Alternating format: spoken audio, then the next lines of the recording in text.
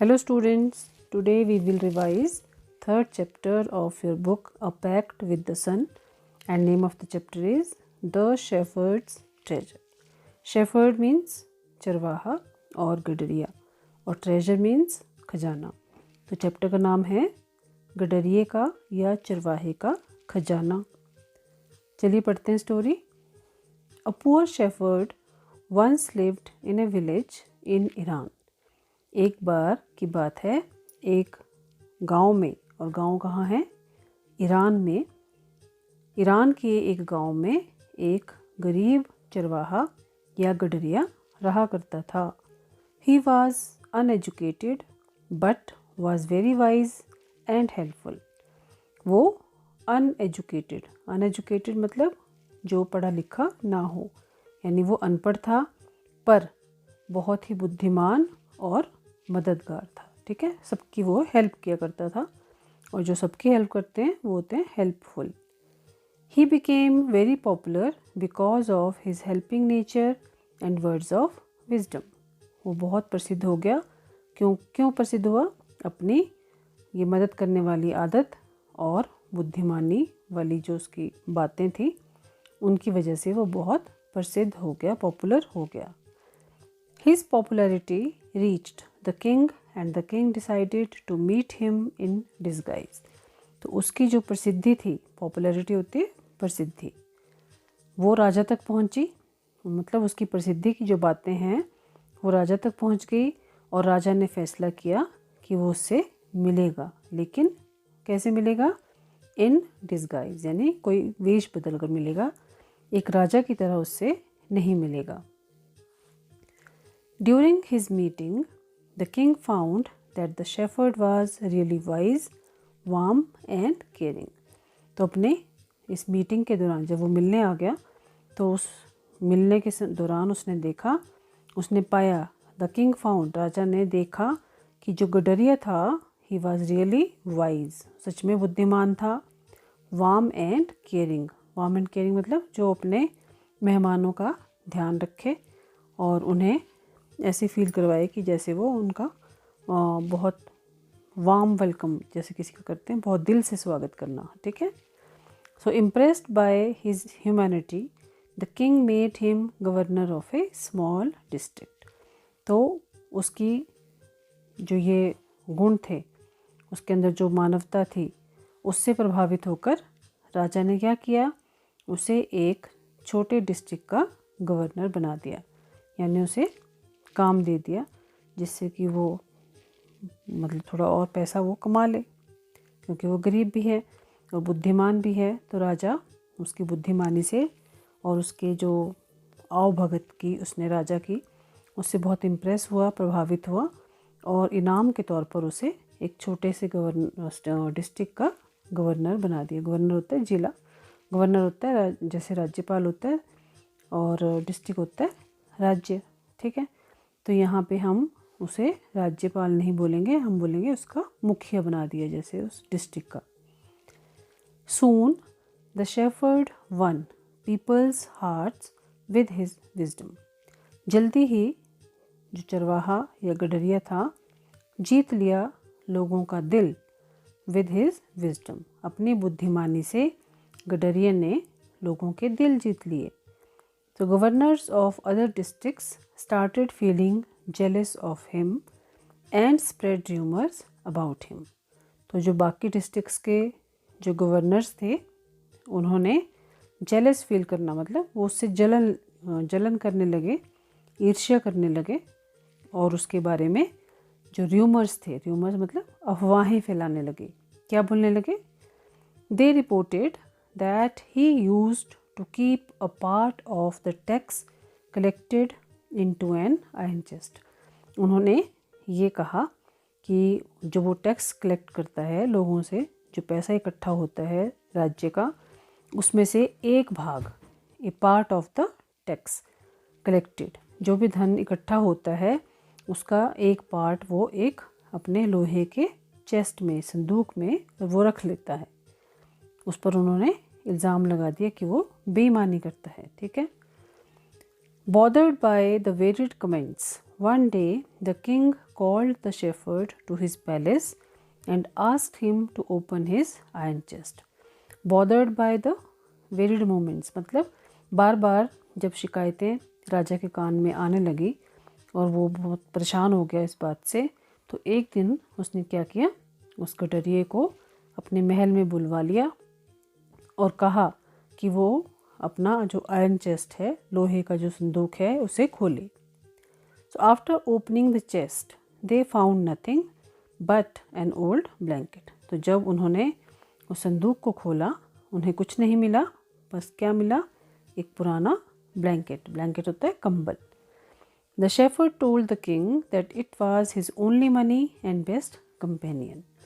Shepherd ने राजा से कहा कि ये सिर्फ यही उसके पास एकमात्र उसका धन है और उसका वो बेस्ट कंपेनियन है, यानी सबसे अच्छा उसका मित्र है वो old blanket.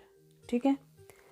Realising the shepherd's wisdom, kindness and humanity, the king appointed him the governor of a bigger district. तो जब राजा को ये एहसास हुआ और वो गडरिये की उसने बुद्धिमानी देखी, दयालुता देखी और मानवता जो उसके अंदर भरी हुई है वो देखी, उससे राजा ने खुश होकर उसे एक बड़े डिस्ट्रिक्ट का गवर्नर बना दिया. और कहानी में ये भी था कि जो उसके एनिमीज़ थे, जो उसे जलते थे, राजा ने उन्हें पनिश किया. ठीक है बच्चों, तो ये थी स्टोरी द शेफर्ड्स ट्रेजर. तो अब हम कुछ एक क्वेश्चंस हैं जो इस चैप्टर के एंड में आपकी बुक में दिए हुए हैं, वो कर लेते हैं डिस्कस. तो first question is the shepherd hadn't been to school because. इसमें 3 ऑप्शन है. Number 1, he was very poor. Number 2, there were very few schools in those days. And number 3, he wasn't interested in studies. So you have to choose the right answer. तो shepherd hadn't been to school because क्या वो गरीब था इसलिए नहीं गया school, या बहुत कम स्कूल थे उन दिनों में इसलिए नहीं गया, या थर्ड he wasn't interested, उसका पढ़ाई में इंटरेस्ट नहीं था. तो क्या ऑप्शन इसकी सही होगी? ऑप्शन 2, कि the shepherd hadn't been to school because there were very few schools in those days. उन दिनों बहुत कम स्कूल हुआ करते थे, इसलिए शेफर्ड स्कूल नहीं जा पाया. ठीक है, ये इसका answer. Second question, who visited the shepherd one day and why. किसने राजा के पास एक विजिट दी, मतलब कौन राजा के पास आया और क्यों आया, क्यों आया और क्यों कौन आया. तो आंसर है the king visited the shepherd because he wanted to check his wisdom.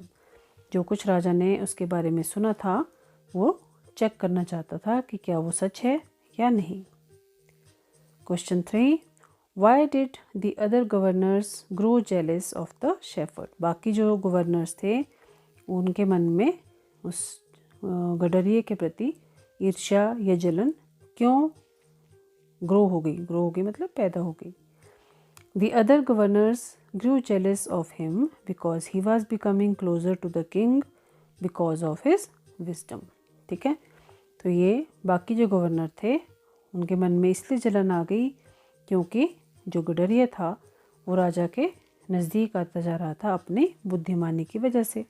राजा उससे बहुत प्रभावित हो रहा था और वैसे भी वो लोगों में बहुत पॉपुलर हो रहा था. तो ये सारे रीज़न थे जिसकी वजह से जो बाकी गवर्नर्स थे वो जेलस फील कर रहे थे, या जलन या ईर्ष्या वो फील कर रहे थे. ठीक है. Fourth question, why was the new governor called to the palace. अब ये न्यू गवर्नर कौन है? The shepherd. आपको ये भी आ सकता है कि why was the shepherd called to the palace. उसे महल में क्यों बुलाया गया. तो आप लिखें the new governor was called to the palace to inquire about the reason for carrying an iron chest.